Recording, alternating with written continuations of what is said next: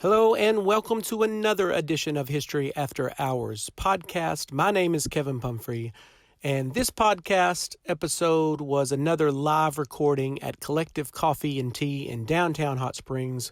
We want to thank them for having us out and all the students that showed up as well. We also were kind of opened up by a quartet of musicians as part of the Lakeside's jazz group. And so it was awesome. They played some great jazz music. And then David Hicks, a student, a junior from Lakeside, and me and Mr. Franklin played a few tunes as usual. And then joining me and Mr. Franklin was Dr. Christopher Thrasher from National Park and our colleague at Lakeside, the AP government teacher, Mr. Jeremy Nixon. And the students brought it once again. Some very creative questions. We really enjoyed this podcast. We want to shout out again to Miss Abby Hanks, our producer, and puts a lot of this stuff together. Once again, if you like the podcast, please share it with people you know or people that you think might find it useful.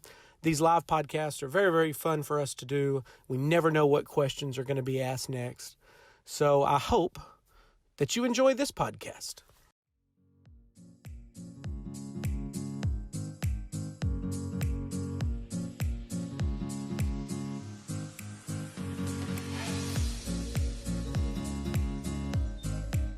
Okay, we are live at Kollective Coffee once again. I believe it's January 14th? 2020. Happy New Year, everybody. And we already have students ready to go, so here they come. All right, my name's Abby Poole, and my question is, well, a group of us were talking the other day about some factory workers and their horror stories about being mutilated. So my question is, what are some horror stories from work that you've heard of or experienced? Horror stories from work. I've actually got a really good one if you want to be gruesome. Let's start that way. Okay, yes. we'll start with gruesome. So I'm a happily married man, but I do not wear a wedding ring. I don't wear any jewelry. I don't wear rings. Never have, never will. And the reason is, before I was a teacher, I was a welder. And so I would go into the welding shop, and there was a little locker room area, and the boss was always very adamant, take off all your rings, take off all your jewelry, there's no place for it in the welding shop, and people didn't listen. And then eventually, somebody who did not listen had an accident. And so I came into work one day, and there was a banner that said, how many times do I have to tell you to take your rings off? And what there was a picture of a finger of someone I had known, and a wedding ring, and a tendon going all the way up the arm. And to this day, I cannot put on a ring. I can't hardly look at a ring without seeing that picture. So yeah, I don't wear. Everyone, remove your wedding rings. Well, that didn't. Okay. Well. So I noticed this is, you said that was someone you had known. Is there more to that story? He didn't come to work, back to work after that. I think without that finger, he just wasn't the same. He never. The same man. The man I used to know. I never saw him after that. I think he ended up going on disability. I think there was more than just a finger. It was a bad accident. What's so the welding shop? Yeah. What did he get caught in? I believe it was a drill press. I believe it was like an industrial drill press. Yeah. That kind of caught in the ring, and then Wow. We're going to be reading excerpts from The Jungle. And there's some gruesome stories there. Keep asking questions. I've got answers. We'll just have to work harder. What's the most dangerous environment you've worked in? Seventh period this year is. You know who you are. No, it's I went from dairy farm to teacher. So dairy farming. Dairy farm. I bet you've got some real good stories about life on the farm, boy. Yes, I've seen the grossest things. I'm not going to go into. They're horrific. If you just grow up on a farm with animals, you're going to experience a lot of stuff. People getting kicked in various places, or I was 13, getting woken up by my dad to go pull a calf because it was breech inside, and artificially inseminate. Just horrific stuff. Dehorning. That's why I'm a teacher. Everybody. So That's just mucky. It's not necessarily dangerous for you, though, yeah? Or I guess it could cow- be. oh, no. Depends I've on the got- cow's temperament at that moment. popped up by a bull. Yeah. My brother got shot 15 feet in the air and nearly got Oh, trampled. like running of the bulls kind of thing? Were y'all Kind of like messing that, with him? except it wasn't much of a run. He was feeding all the heifers. We have a bull. We know to watch for it. He turned his back and was walking back to the car, and then he was up in the air because that bull just, their necks are just so strong. Got him right here and would have killed him. It hit the truck. The truck goes up. He gets under the truck to safety. But yeah, my dad had me get on top of that barn and nail the tin down. And the barn's barely standing. But as a kid, you're like, yes, Father. And I'm up there. I should have gotten tetanus every day. I remember getting shocked. We have a big metal tank. Shot? And shocked. Shakata. We have a big metal tank. We got vats full of hot water. We have to sanitize the pipes every day. Yeah. And I was leaning against the tank, and then I reached in to get a bottle from the water. And zzz, it's just like, okay, I don't think the wiring's good in here. Yeah, it's constant. So, yes. Before I was a teacher, I worked in retail grocery, and we had meat cutters on premises as opposed to the big box stores that you have now where they just sort of come out with prepackaged meats. And so we had saws and things running in the back, and there's all kinds of safety equipment. And, every now and then a guy would come out holding himself tightly and go, I need to see somebody. And so, spiral cut fingers and things like that are pretty normal. I've heard of people, I don't remember where this was now, somewhere here in Arkansas, I think, where a butcher had some sort of attack of some sort and leaned over head first into a bandsaw. That's not a cute story. But the worst thing that ever happened to me, which is almost, we have all these refrigeration units that run the store and keep everything cool. All the freezers all the way through the milk sections and all of that.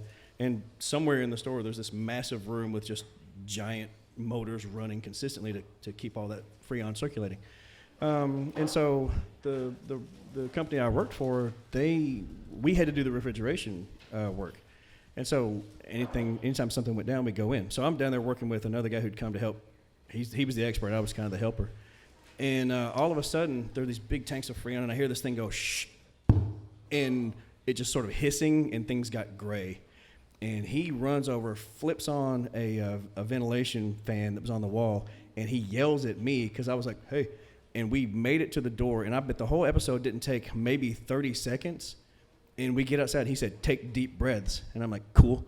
And I did. But I had noticed that there was this darkness that was coming into my peripheral and making a tunnel vision kind of thing. That's and he goes, we almost died. And I'm like, pray tell, is that what almost happened to us?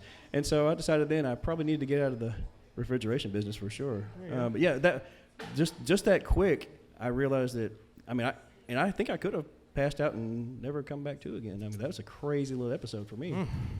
Nixon, any? Well, I grew up on a farm too, which most people don't believe.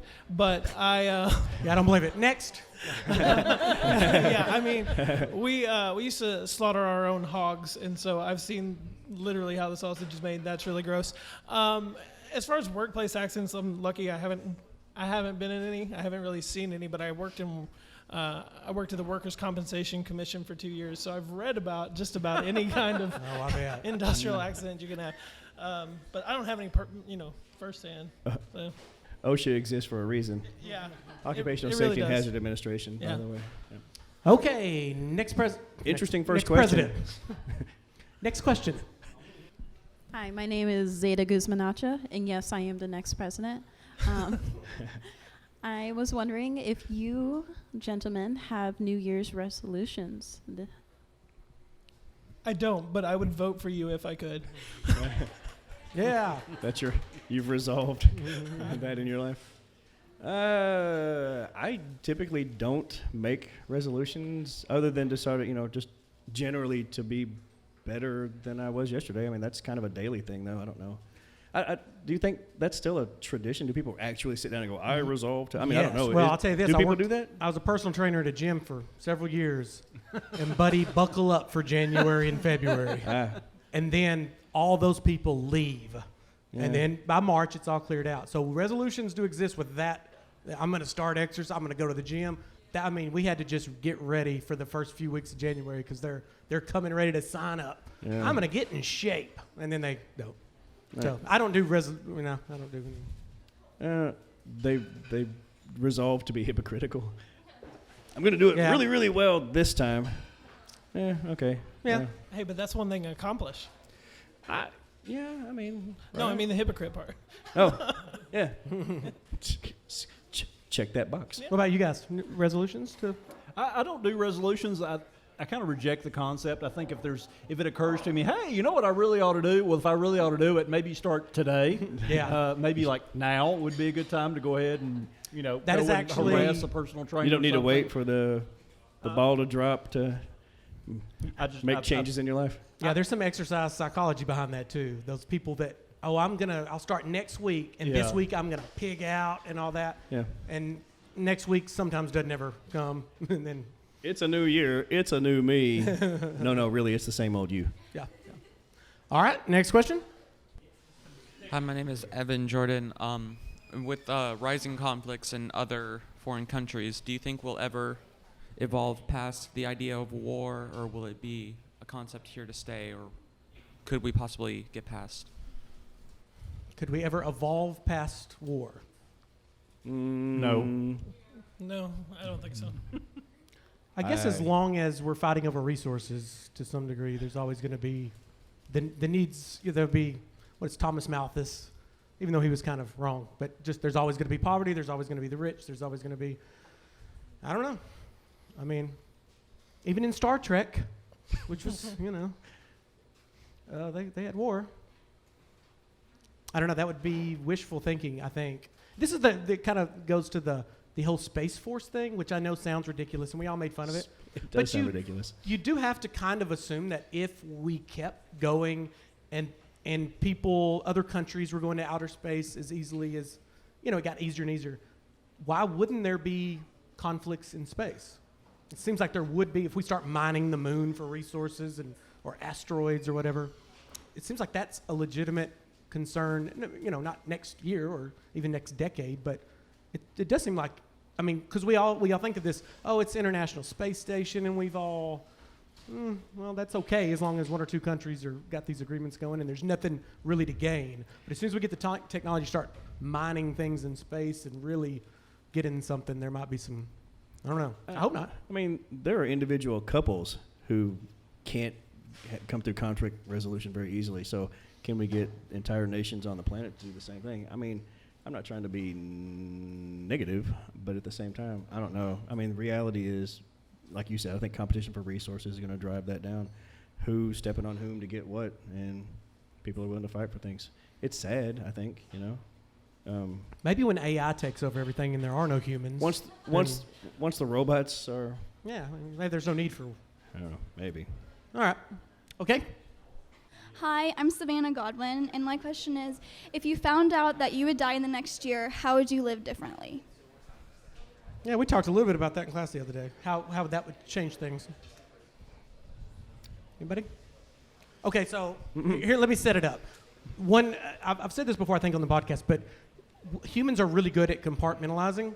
We all have this fact that's coming one day that we're no longer going to exist in this current form, this life, whatever. And whatever happens next, that's up to you. But knowing the fact that we're going to die should weigh heavily on us constantly. Like, I got to squeeze every bit out of life as possible. But we don't have that. That's something in the distant future that probably going to happen to somebody else. And as a matter of fact, I feel like I'm somehow going to get by it. Like, death will come for everybody else but not me. There's something special about me. Everybody has that feeling. But what if you would, first of all, first question, if you could know the date that it would happen, would you? And secondly, if you found out that your date was in a couple years, would you go to work the next day? How would it change your daily routine if you knew? So, good luck. Would you want to know the date? I don't think you expire from this planet. I kind of like the oblivion, scenario. Came hit me out of the blue, perhaps. I don't know. I've got mixed emotions about that, and I'll tell you why. Little sad story. a guy that I went to high school with, who was sort of like this walking Tommy Hilfiger ad. He was just like, his family was really tight knit, and they're sort of all American dream, and he was pretty much good at anything that he put his mind to. Sort of life was sort of set up for him seemingly, and he was on a path to success. Very intelligent guy, good natured, wasn't egotistical really, and just fun to be around. And about 2 years after we graduated high school, and he's in the middle of his second year of college, he calls me for Christmas, and he's like, "Hey man, Merry Christmas, something, something." And then the word leukemia snuck out of his mouth, and I was like, "Ooh, what now?" And he's like, "Yeah, I've been diagnosed with leukemia. I'm headed to Baylor. We're gonna get, And I was like, bro." So I mean, not that he had the exact date, but this is something that's going to be difficult to try to survive, and he fought it as long as he could, and so bravo for him. But that always kind of stuck with me in the way that he was able to carry himself, even in a more positive way, and try to influence more people, rather than, as teenagers, there's a bit of self-centeredness, I suppose, but I always kind of think about his situation instead of going that opposite way where people might go, all abandoned, screw it, nothing matters, sort of a nihilist attitude. He went the exact opposite direction, and I would like to think that I could meet that standard at least, so that when other people thought about that episode, it wouldn't be just drowned in sorrow. It was actually an uplifting thing. Yeah. Case in point, when he was actually sort of on his last moments, being put in the hospital for the last time, come to find out, there was a nurse who had come to him, and she was new, and she had to plug in something, I forgot what it was, and she was really, really nervous, and he reached over, like they're about to put him on a ventilator, and he reached over and calmed her down. He said, "It's going to be all right. Just calm down, take your breath, do your thing." And I was like, God dang, could I have that kind of poise and peace of mind and presence of mind to reach out to someone else? And he knew his clock was ticking. You know what I mean? Yeah. And so that's tough, man. And so I always kind of think that's, I don't want to know the date, but if I kind of knew a parameter, I would hope that I could be that guy. Yeah. We all can kind of estimate, if we live a good long life, what it would Family be. histories. Yeah, it's really easy, though, I think, to compartmentalize. I think that's kind of how we survived. I kind of ignore the idea of death most days. Yeah. I think we have to. But, if you think what's funny about our society, the way it all works, is we look down upon people who we call them free spirits, or, they just, I'm just having fun, just living for the money. We look down upon that, and we praise hard work and, I'm going to do this and this ambition, and even though they're miserable, I'll give you this other. That's a blurred line. I'll give you this other scenario. My wife worked with a lady who, and I don't remember what condition she had, but she worked and then she passed away, and actually was working at that time. And at the service that we went to for her, they bragged, just to touch on what you said, they bragged on the fact that she worked until the day she died. And I'm like, I do not want that written in my obituary, right? I want to be productive, and I want to do my thing, but at the same time, I want to be with my family, and I want to, I want those things to be what are spoken about me after it's over. Yeah. Not that I was gone from my house and I needed to trudge through every waking moment and just plow through. I don't know. There's something robotic about it. Yeah. Thoughts? I hope. You never know till you're there. I hope I wouldn't do anything different. I hope I live my life. I think I do live my life in a way that I'm happy with, in a way that I feel good about. And yeah, I'm sure there are some people that work to the last day because it's trudgery and they feel an obligation or whatever else. And I'm sorry, but I'm sort of half criticizing that, but at the same time, I wonder if that's how she dealt with whatever condition she was doing. You know what I mean? So just in order to compartmentalize, perhaps just work. For me, I think I'd want to go to work because I love my job and I love what I do and it gives me meaning. And as much as I love my wife, I think one of the things that I love about her and she loves about me is that we're both teachers and we're both incredibly committed to our students and to what we do. And so, I would be perfectly happy for my last day on earth to be going in, teaching a couple classes, going home, taking a nap, and being done. I can see that. That's it. Yeah, that's it. Yeah. I would be good with that. So, yeah. And for me, it wouldn't be drudgery. It would be, this is what I love to do. This is what defines me. this is the thing even about me that my wife loves and respects the most is my dedication as an educator and my commitment to the students I work with.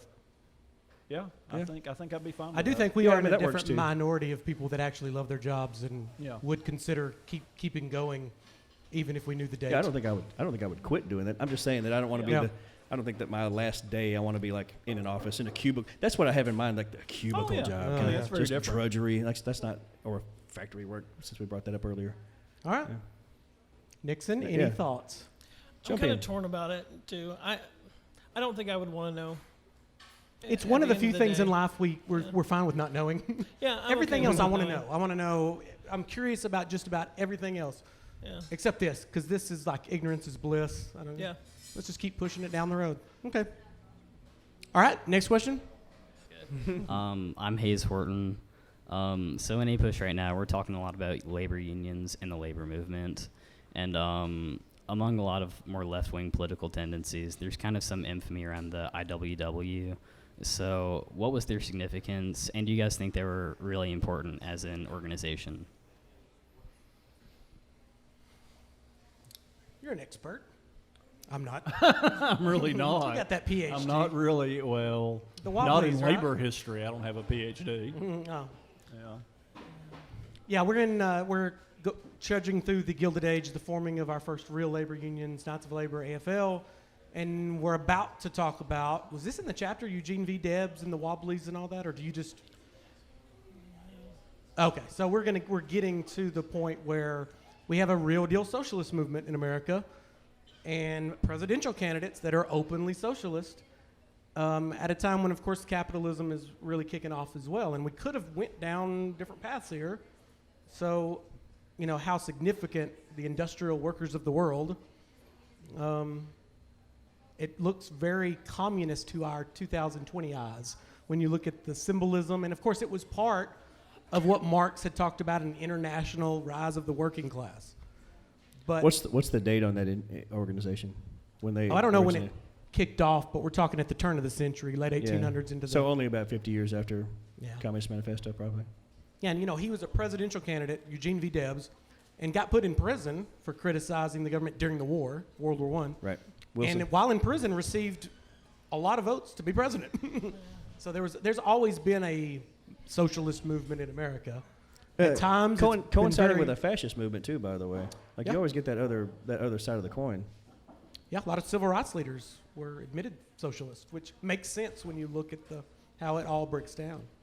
So, I don't know. It's really difficult, I think, to get back in their heads what they were thinking. What? Repeat the question. What did he ask exactly? The significance of the IWW in Oh, okay. as far as history and labor unions in general, I guess, and the rise and fall of socialism in I don't America. know. I'm kind of going back and forth in my head about it because consequentially, I don't know how impactful it really was given where we're at. But that's not always the best way to look at it. So I'm a little torn. Well, during World War II, FDR fighting the Nazis, big socialist movement. We could have easily went down a even more socialist path than FDR. You know, at the end of his life, FDR was proposing universal health care, things that we think are brand new. They've been around forever. Universal basic income. Yeah, that's what I was about to say. They've been around. UBI. We could have easily went more of a socialist track. Well, we talked pretty hardcore, especially in my Euro class, about the idea of you have sort of what seems like radical ideas, perhaps communism itself, and saying, well, we need to really just overthrow the bourgeois and then take over the means of production and really give it to the workers themselves so that they can, so they can enjoy the fruits of their labor as opposed to being someone else's a cog in someone else's wheel. But I think that interestingly enough, eventually, whether those groups come, go, fade in or out, the things that they push for, the things that they advocate, tend to get picked up by more moderate-minded people, and then we end up seeing some progress when you see, basically, and I've said this several times just in the past week or so, liberal legislation controlled by a conservative group that then makes that easier and sort of contains it and makes it feel safe for the status quo, perhaps, and then we can sort of it's this gradualism, I think. So you get these seemingly inflammatory ideas, and then eventually someone will sort of pick up the embers and take that and carry it on. Is that happening now? Well, I mean, just UBI as an example, the universal basic income, I mean, they gave it a go, in California, not statewide, but on a small level in the 30s. And there was a push for it in as part of the New Deal. And then, correct me if I'm wrong, but then you don't hear about it for 60, 70 years, and now it's back. And everybody thinks Andrew Yang has invented it. Well, that's not quite accurate. So Thomas I really Paine do think it is promoted it. gradualism. Yeah. Yeah, we talked about just the other day. Thomas Paine's a wall person. Common sense, revolutionary. He promoted UBI. So but without that antithesis to the status quo, then you really never have any progress because you can't change what isn't being pushed upon. So is that Joe Biden's role? You have Bernie, Warren, pretty far to the left candidates now, and then you have a more moderate guy like Joe Biden. I wonder if the noise they're making will add some more things to the, like healthcare. Don't you think that sort of moderate candidates have picked up a little bit of that since 2016? Oh yeah. Yeah. Right? Yeah. I wonder. It seems maybe that, of course, Bernie Sanders just is back up in the polls.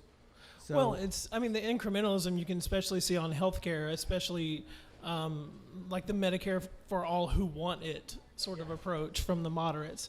Yeah. If you like your private insurance, keep it, pay for it, but if you want it, we're going to make this public option available. So I do think you see the moderates taking in much more of those liberal proposals, but very slowly. On that topic, just a little side step, have you seen anybody with any clear ideas on how, rather than just say we supplement, how you actually control costs? Has anybody spoken about that? Government spending?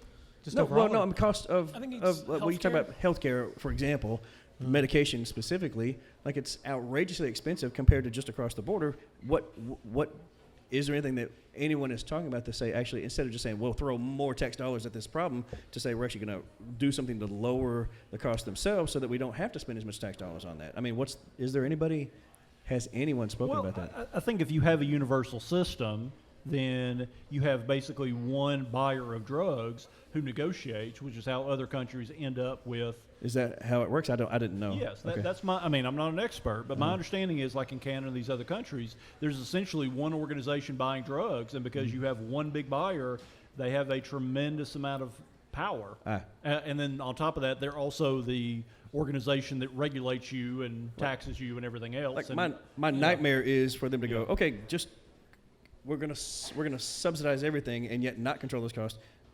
Yeah. Therefore, the taxes end up going up and up and up, and there's this never-ending cycle of just pouring money down a hole. No, I'm not too familiar with the bill, so if anybody knows more than I do, jump in here. But there's a bill that the Democrats passed on the House side that would require Medicare and Medicaid, like the government, to negotiate those drug prices and costs. Oh, okay. And I think it's stalled in the Senate, and that's about my extent of it. Anybody? I believe that's correct. Okay. That's my understanding as well. I don't know a lot about it, but... So yeah, that's the Wobblies. That's the Industrial Workers. We're still talking about socialism. As a Cold War kid, it's crazy that we have an openly Democratic socialist candidate for president, because that was a cuss word when I was a kid. Socialism, you commie. It still is. And it still is in a lot of places, yeah. No. All right, next question. My name is Henley Queen, and I was wondering if you had any thoughts or problems with the stage full of only white candidates on tonight's debate stage. I've been thinking a lot about that, actually, and there are two really sort of parallel paths of argument about that.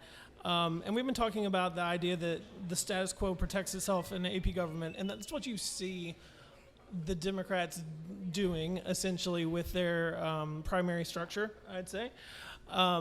So I think if you come at it from an institutionalist perspective and you're a Democrat, you would tell yourself you're listening to the polls, you're listening to the people who are donating, and those are the people they want to see. Now, on the flip side of that, if you're really the party of inclusion and inclusivity, should you be relaxing those standards? Should you be making an effort to draw in more people of color? And I think that's a real identity crisis right now for the Democrats. I don't know what I would tell them. But you can't force donors to No, you can't. just side with, I mean, you can't, that's very undemocratic as well. I mean, are they appealing as candidates? Whether it's right or wrong, Well, yeah, I'm not for the saying- Democratic Party, I think it's a bad strategy. If there's a 'cause they're if there's eating a their own. if there's a They do if that there's well. an attempt to weed out those candidates purposefully and specifically, then that's prejudicial and that's problematic. If they're unable to draw voters to them for whatever reason and therefore unable to draw donors, then I don't know. I'm not sure who to point fingers at because of that. You know, what is it because they're not speaking the language for enough people, regardless of ethnicity or background or race? Then, what is it about them as a candidate that draws people to them? I don't know. Yeah, I don't know where we are in that balance. I mean, they did, Barack Obama was a Democratic candidate and president for 2 terms. And just because now there's not a candidate of color, they scream, the Democrats are racist. It's like, well, are they racist, or is just a specific situation where this is occurring? I mean, every year, does the Oscars have to include a certain amount of females, a certain amount of, it's just like, well, what if no good movies came from, certain demographics? Are you just, I think it still should be merit-based. And I know that might not be the most popular thing to say, but I just think that's where we're at right now. Well, and the purpose of the primary is to narrow the field. So at some point, you have to narrow the field. Yeah. So. Not to say I'm super excited about another old white guy going to be, it's... Yeah, we got it that's is a whole what it other is. conversation, actually. Democratic debate tonight at, like 7:30, so watch. All right, next question. Step up. My name's Connor Johnson, and I'm wondering who were your role models when you guys were younger? Good question. Is it fair to answer that question with people who I chose as anti-role models? People that I didn't want to be? I'm not interpreting it. I'm directly asking you a question. All right, this is going to sound callous and maybe a little like childhood angst, but I decided right around the age of 19 that if I lived my life the opposite of my father, I would probably turn out all right. Oh. Yeah. I mean, if I look at his life as an example, if I chose the exact opposite of what he did at every point in time, then I think, I've pretty much practiced that, and things have worked out. Did you do that consciously, or Yes. was that something you looked back? No, very consciously, yes, sir. I examined a whole lot of things in my life around that age and made real clear decisions to cut ties. Wow. That was mature of you for that. Some people carry that baggage with them their whole life. So, I mean, it still bothers me that I had to do that. yeah. But I was like, this is how he handled this. I should not do that. So, what about you? Yeah. Role models or anti? I don't know exactly how to say that. It was more, I'm the product of my environment, not wanting to be like the people in my small town. And that was more of an open-minded, closed-minded thing than just railing against an individual or rallying behind an individual. It was more where I was at geographically, which is sort of weird when I say it. But I've had a lot of people that made positive and negative impacts. I'll just name one. There was a really wonderful old professor, Dr. Larry Nelson at the University of North Alabama, who taught history, and I had a number of classes with him as an undergrad. And that's back when I thought I was going to be a lawyer, so I didn't even think I was going to be a teacher. But I just remember him coming in every day, just so happy to be there, and always a smile on his face, and he was genuinely excited. And I don't know if he was faking it. I don't know if that's a part he was playing, or if he genuinely loved teaching and loved, seeing us every day. And I don't care because either way, he did a fantastic job. And so I'll catch myself now in class being Dr. Larry Nelson. Like I'll do something and I'll say, okay, that was him. He passed away a few years ago. Had a brain tumor. Really sad story. And was just a hero and very uplifting until the very end, according to everybody. But yeah, so I'll say Dr. Larry Nelson. God rest his soul. Okay, for me, I had tons of people, and besides my family, they were awesome. I was blessed with wonderful parents and brother and sister and all that. 3 people jump out. My music director throughout my younger years and teenage years, Brother Mark Black. my high school basketball coach, Gary Shoptaw, and Bill Remo, a teacher at Sheridan High School still, who got me going on trips and kind of taught me how to teach. Those three were influential when I all interacted with them when I was in high school. And really my passions in life have followed music and athletics and history. And all three of them made that impact on me. I think those are, as far as those three areas, so. It's nice to think that you had people that you could follow their passions and kind of go, yeah, I want to model after that. Like, my story is almost exactly opposite. Not always, but generally, I'm like, yeah, I need to not do this. I need to not do that. I had a weeding out process more than but I appreciate people who are, like you said, genuine and happy and passionate about what they do, and also just the intellectualism, the willingness to challenge. Back what, like you said, Jeremy, the idea about challenging small town mentalities and prejudices, you know. All right, next. My name is Andrew Cox, and do you guys believe in free will? Why or why not? Oh, no, not the free will question. All right, I got to explain this a little bit. I don't know if we've talked about this is your gig. Go ahead. Yeah. Well, in class, we talked about, I don't know what we were talking about, but I ended up talking about free will. And there's been tons of studies. Does this have to do with, hey, do we have to turn this in? Is that a question a student gave you and that led you to talk about free will? It's whether you can consciously make choices or we all feel like we do. We all feel like we're somewhere behind our eyes, which we're not. If you were to open that up and look around, you don't see you in there anywhere. But we feel like there's an author of every decision we make. But when you really look at it, when you start meditating, or if you just, like if I told everybody just to close their eyes and clear their head, it won't be very long at all before a thought will hit you. Now, did you create that thought, or did it hit you? Now, you can obviously consciously do things, or at least you tell yourself you can. But I'm not smart enough to break all this down. This is a debate going on now. I hear it all the time between like neurologists that can pick up what you're going to decide in fMRI machine before you actually consciously make the decision to even know. They'll say, raise your right or left hand. They can see it on the screen before you even consciously register which one you want to do.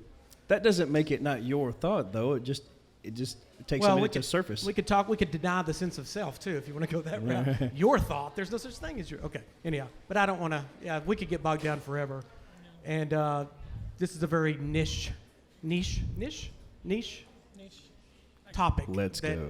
It would, yeah. So we could do an existentialist sort of experiment and say that, wait a minute, there's another thing, there's another layer of that. What's that called? Anyway, the concept is that you can't actually know anything other than your own sense of self and reality. You can't actually verify that anybody else is actually existing. Yeah, because there's a headless theory that you can't see yourself and everybody. I think, therefore I am. Yeah. There you go. And that's where you have to start when you get to that deductive reasoning. I think, therefore I am, and we'll start there. All right. Yeah, that would take us forever to break out. Deep thoughts. So I don't know if I have free will. Maybe. I feel like I do. We have to act like we do. We teach our kids we do, make good choices, all that. But who knows? All right, so my name is Eloite, and so the IRA is not exactly known for the most friendly actions, but do you believe that they have justifications behind them, like solid justifications? IRA question. Irish Republican Army, is that where we're going today? Which version, the 1920s version or the 1980s and 90s version? Or the more recent, yeah. It depends on who's on what side of that story, whether or not they're freedom fighters or terrorists. So we actually do primary source work, DBQ thing in my Euro class, where we actually focus on the IRA situation and how, the Irish troubles, the way the British sort of talk about it. So if I'm a group of people who feels oppressed and no one's listening, fire has an interesting way of getting people's attention. If you're not going to listen to me, you might listen to this. Loud explosions and assassinations and things. And I don't think that's anything new. We've seen that. Is it radical to do that? Yeah. But at the same time, what do you do if you just refuse then to continue to be oppressed and repressed and hounded and ground down by some group that refuses to listen to your point of view? You consider me subhuman. how can we have a conversation that leads us to anything that's productive if you just won't even allow us to come to the table? And so can you force people then? And I think that's part of what happens. They made enough noise and set enough fires, and realistically, I can take that IRA moment and then draw that all the way back to the American Revolution, and we've done that in several classes too, where you go, look, the American revolutionaries felt like they were patriots, but at the same time, you ask the British government about that, and that is not the conversation that they're having about us. You know, like, what were we doing? We were burning down mansions. We were tarring and feathering people. We were assassinating people. We were destroying merchandise. We were vandalizing. We were holding up arms against people and sabotaging. So, I mean, those are terrorist acts. So, like I said, the people who tend to be the status quo groups, then looking at people who try to oppose them and to try to create some sense of freedom in their lives, are going to say, no, I'm going to label you as this, therefore I can dismiss you. Well, you can try that for a while, but once they get organized, they're going to come after you, and you can either do that productively and diplomatically, or you can fight it out. And so I think that's the history of that story. Regardless of, you can take that same episode, you can take that same episode and apply it to multiple groups around world history specifically. Yeah. Okay, very good. Next question. Hi, my name is Mari Ford, and I was just wondering, how do you think the ideal school would be run, like both financially and education-wise? Ideal school system. Let me jump in really quickly, and then you can delve in. But I think that the way we start is sort of backwards. I think about countries that we compare ourselves to, let's say Finland and places like this, and their early childhood education is, hey, let's let these kids play for about 5 or 6 years. Let's let them figure out hands-on activities so that they can build developmental skills. Let's let them work together in cooperative groups so that they can learn about but we end up turning kids into. I heard this the other day. I had kids in class going, my little brother or sister is in kindergarten and they're writing essays. I'm like, what are we doing? What are we doing to take the fun out of childhood and those organic learning environments? We're sort of compressing people down and taking real learning opportunities away from folks, because that's and then we wonder why people hate school. And if you're a kindergartner who hates school because you have so much freaking homework, we've lost our minds. I think we hit this when Van Meter was on the podcast too, about schools killing creativity and things like that. I mean, I don't have the system. I wish I did. I've got ideas. I kind of like the European academy system, where about the time of 9th grade, we're starting to let you have a lot more choices to, if you're not going to a university, your parents don't want you to go, you don't want to go. Now, you can always change course later, but let's put you on a track to make you more likely to be successful in a more creative field, where you don't have to have 4 years of math. Or whatever. How many times with the way that I run my class and you do to a certain extent, like, we're not real project-based people. Like, we do a lot of academia, it's a lot of sources, and it's a lot of just plowing into the historiography of whatever. But there are kids every single year who are like, dude, I would so much love a project. And I'm like, well, then seems like there ought to be another avenue for you, and it would still be just as rewarding and uplifting. I agree. And I think you have to realize those projects look different in every discipline. I was asked about something else about, I used to be a welder, and I was having a student asking, you say, well, you love this hands-on learning, you love doing things, how do you incorporate that into your history class? And my response is, well, in my history classes, we do history. Mm-hmm. We do research papers. You actually do your research. You come up with your own opinion, your own ideas. That's what it means to do history. It's very different than doing welding. But you're in a history class, not a welding class. No, you're absolutely right. Yeah. Those are, in a sense, our projects, but they don't match what people have in their minds generally when they say that. Yeah. Well, and I think that's why it's important to have that conversation and say, okay, you're in a history class. I'm giving you the skills that a historian can give you. You're probably not going to be a historian, but you're going to be a nurse or an engineer that's going to have some of the skills of a historian, the critical thinking, the research, the articulation skills. Mm-hmm. So I'm going to help you develop that. Mm-hmm. And when I have students who are really exceptional and want to do other things, I have great relationships with the National Park Service, the Historical Society.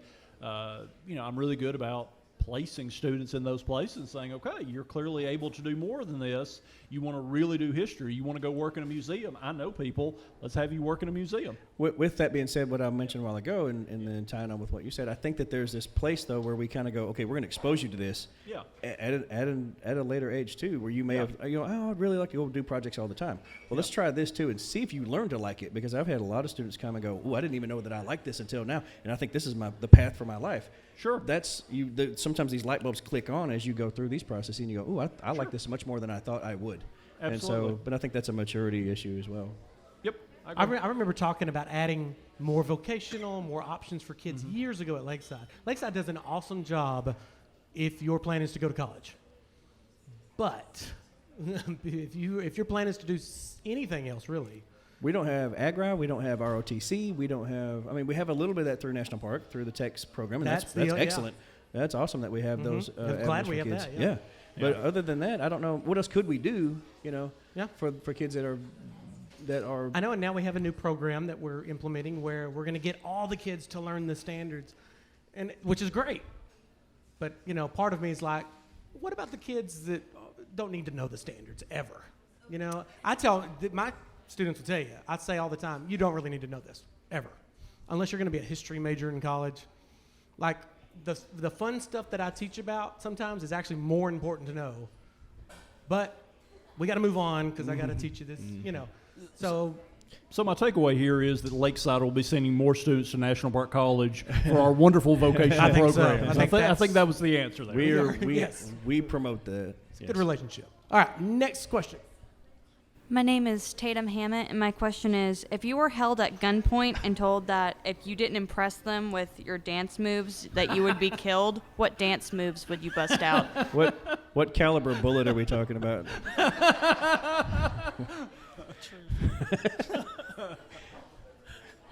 There was a time, but this ain't that time. Let's see it. Yeah, nope. I crossed over that mid-century mark, and I'm pretty much through with jitterbugging. I'd break out the Charleston. Yeah. If you break out the Charleston, they better let you live. Yeah. I mean, Cha-cha slide, boy. They'd break down laughing. I'd be able to get away. All right. Yes. Are you gonna there's no go-to dance move for me. Another passion of mine, dance. Okay. Next question. Wait, what's the sort of the free will dance they do? And is it in the Olympics where they just sort of go all haphazard and it looks very like they're out in the forest high on mushrooms or something? What is that called? It's like interpretive dance or something. Is that what it's called? Oh, interpretive dance. That's where I'm going. If I'm facing a gun, that's right. Hey, watch me interpret this moment. I will dance my ass down the street is what I'm going to do.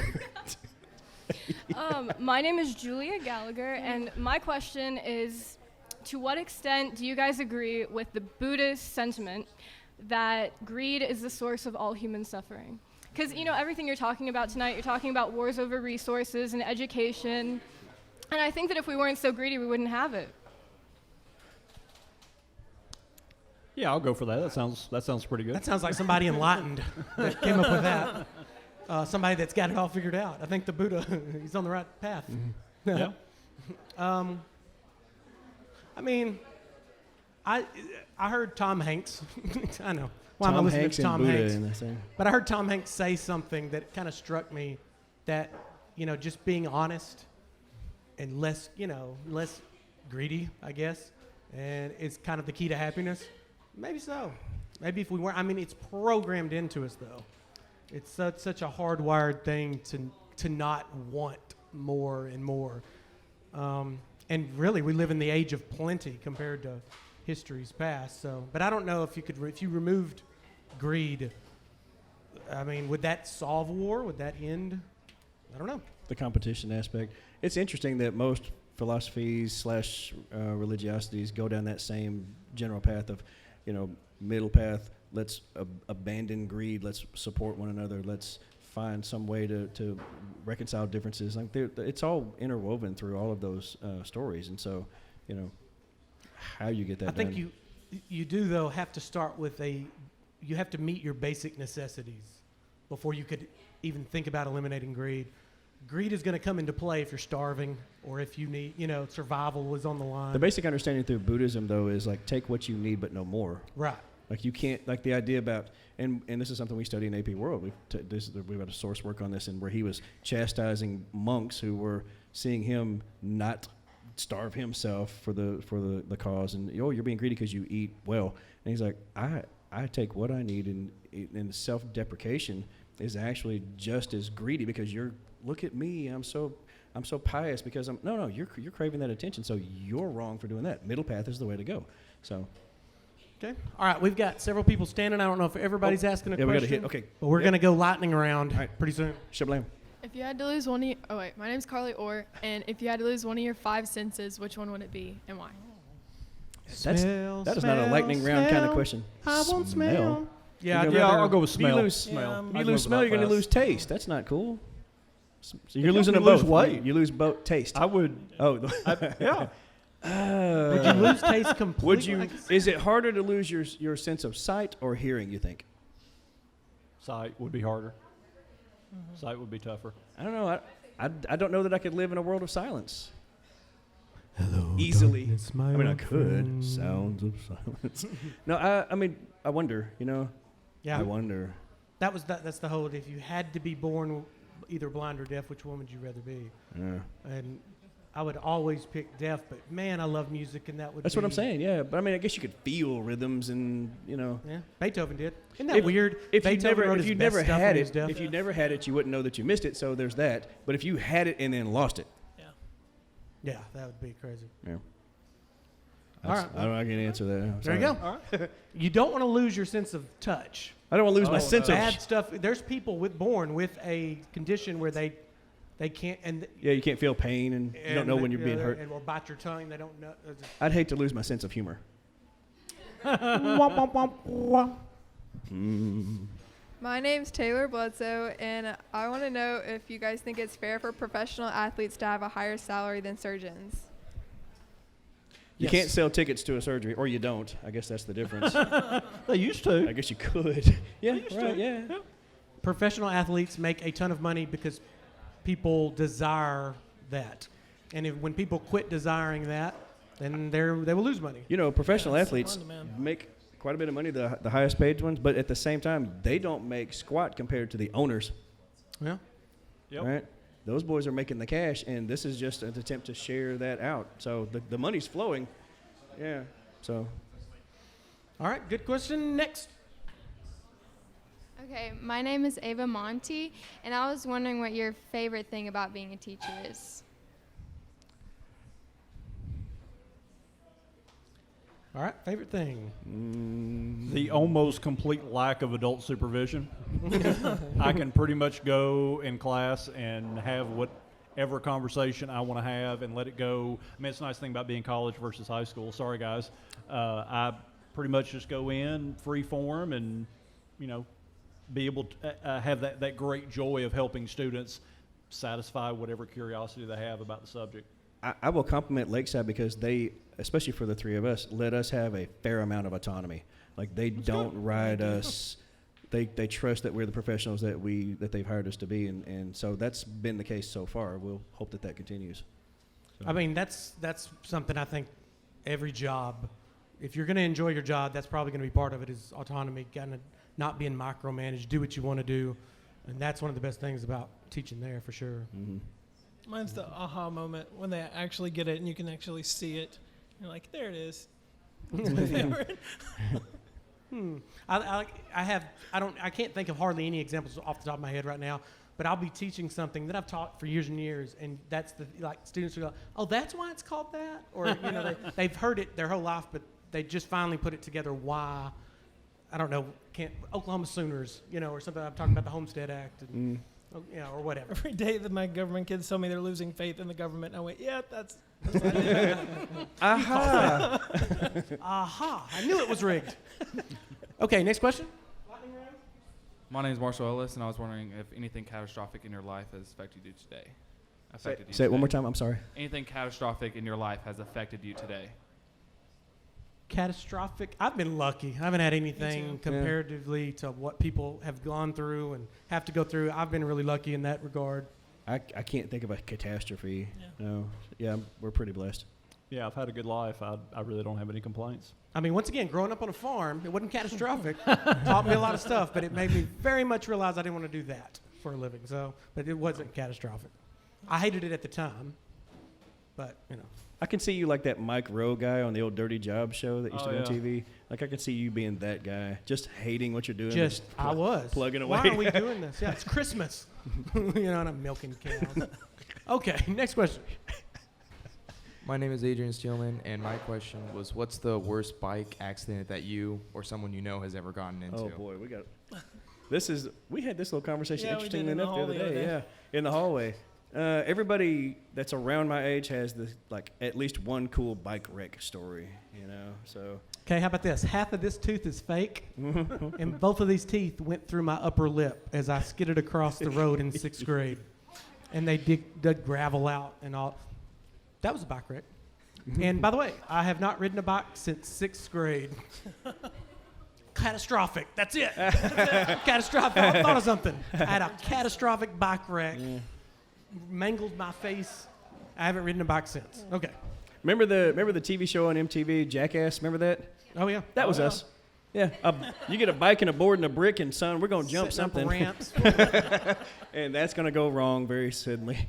I'll tell you something my brother discovered as I was racing down a hill and he was standing on the side. He found if he took a broomstick and threw it just right, it could go through the spokes of the bicycle and stop that front wheel and send me careening. If I had not been in a cast, I probably would have killed him. But by the time I healed to where I could hurt him, my anger had subsided. Nixon? I mean, I remember my worst bike wreck, but it wasn't bad like that in the grand scheme of things. Like, you know, just a large hill, gravel road going, you know, losing I probably control. had a concussion. You know the tunnel vision that you were talking about? That's what I had, but it was like I was numb. I went in, my grandmother was there for some reason, and I just opened the door, and my mom went, and I just blood everywhere, you know. And then I saw her, and and we just all screaming at each other. I didn't know how bad it was. All right, next question. I'm Laura in Boston. I would want to know, like, if you could choose any other career besides being a teacher, what would it be? Rock star. No, I would be a musician. I thought you were if going I to say dancer. I got the Dance. Yeah. Lord of the dance. I'd probably work for the Park Service. I work for them as a volunteer, and I really like it as a side job. And yeah, I could see doing that full time. And if at some point I get tired of teaching and retire, that's probably where I'll go. That's hard for me because I'm Lawyer? doing. Yeah, I mean, I'll just go back to being a lawyer. I hated it. Did it 9 years, but why not? I really don't have a clue what I would do. This is it, man. Yeah, I don't know what I could do more that would be more enjoyable. I don't know. I really don't know. Sorry. I'd be very content being a musician. Yeah. With the caveat of not having to just travel, being around my family, and that'd be nearly impossible. So, and I'm not very talented. So there's another. I don't know. I like the storytelling aspect of what we do, and so maybe some sort of narrator. Hey. Yeah. I mean, yeah. There you go. Could be a voiceover guy. Voiceover guy. In the beginning. Okay. Next question. I'm Caitlin Hartzell, and I want to know, what was your favorite memory from high school? Graduating. Had a bad high school experience, apparently. I've just got sports moments because I was a sports nut. Yeah, I mean, I was a band kid, so mine are band moments. I turned 16, and I got a job, and I got a pickup truck, and life was really good. It's a good country song. Yeah. That moment of mobility, I really appreciated the fact that and we could just disappear. We didn't have like phones that could track you and crap like that. So we just I'll be back. And they trusted that was true. You know what's funny about athletics, or maybe it's like this in band, just playing so many sports, I hardly remember practice. I remember tons of game moments. And of course you practice way more than you play games. Sure. But there's something about the games. It was so special, and you just remember those, moments. All right, next question. I'm Cadence Barnett, and I want to know who your favorite wall person is. Oh, my wall, You love U.S. the wall. history, Yeah, yeah. influence. Yeah, we could just pick influence. Favorite. I don't know. You have to narrow down a category. I mean, I don't know who else on your wall. I'm interested in American history, so I'm also in science. Ugh. Okay, let's just stick with history. I love the Revolutionary period, so let's go with either one of those revolutionary guys. Washington's fine. I can't. I don't have an exciting answer. Wow. Sorry. Samuel Gompers. No, kidding.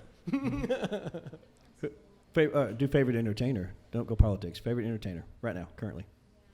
Oh, currently? Yeah, right Currently working today? Yeah. Ooh. Man, you're asking somebody that Do you go listens to nothing like music? Do you go comedy? Do you I go music. Yeah. But I don't listen to like cutting edge the last couple years music. Anthony Hopkins in Westworld. Anthony Hopkins. He's still rolling. I would. I mean, if I'm just picking, I'll go with him. That was pretty That's a phenomenal unique performance. answer. Yeah. I wouldn't have thought that. Yeah. That's a good one. Oh, you going? Okay. Oh wait, did you have favorite historical figure or entertainer or Well, human being? I was trying to think about your wall. What do you have Chief Justice Warren on your wall? Warren is on my wall. I'll go that one. And That's Nixon's an on my easy wall too. If you cop-out. wanted to go that. It's me. Yes, I am my favorite person on the wall. One of my favorite people that doesn't get a lot of notoriety, at least in our, it should, but doesn't get much. Haitian revolutionary Toussaint Louverture. Love that guy. Yeah. Love that guy. All right, last question. Okay, my name is Yvonne Rodriguez, and speaking about entertainers, I don't know if y'all saw the Golden Globes with Ricky Gervais, and I was wondering, what are your thoughts on his monologue, and if you agree or disagree with him? I just thought it was funny. I mean, but I don't get offended by hardly anything. So I just find comedy weird because there's so many people that will sit and listen to a comedian and laugh at every joke. They make Hitler jokes funny, fat jokes funny, but then all of a sudden they talk about, something that's sensitive to them and then they get upset. So it's like, it's a joke, If you know Ricky Gervais's style, it is very much about trying to push people's buttons and trying to get a reaction. And so that played right into, all the people talking about him after the fact, it's a very Trumpian sort of way to go about things, actually. If President Trump was a comedian, and we could argue that he is. He's trolling. He's just trolling people. Yeah, so that's Gervais's whole shtick, is like, let's troll people and let's get a reaction. That's what he lives for, and so I think that he did what he intended to do. I mean, I did this a lot. Oh, but I didn't take it personally. It reminded me of one of those old school comedy roasts that they used to do. Like, yeah. Like they would just burn each other, You can listen. I'm telling you what, if you're into stand-up comedy, you don't have to go back too many years to hear jokes that would get them killed today. Yeah. But so I, comparatively speaking to our past, when we heard comedians from the, There was that great bit where they cut Tom Hanks, and I think that's become a meme now. The look on his face. I can't that even too, Yeah, that was. I mean, it was just designed to get everybody outraged. It was crafted to He be wasn't that. making statements. He's just up there joking. If you took him seriously, that's half why he thinks it's funny. I think his statement was, "Hire me, I can get ratings." Mm-hmm. Oh yeah. And people are still talking about it. So guess what? It worked. And he plugged his show in the middle of that. I noticed that he plugged his show. All right, okay, excellent. Wow. Great questions. That is the program. So we'll see y'all next time. Goodbye.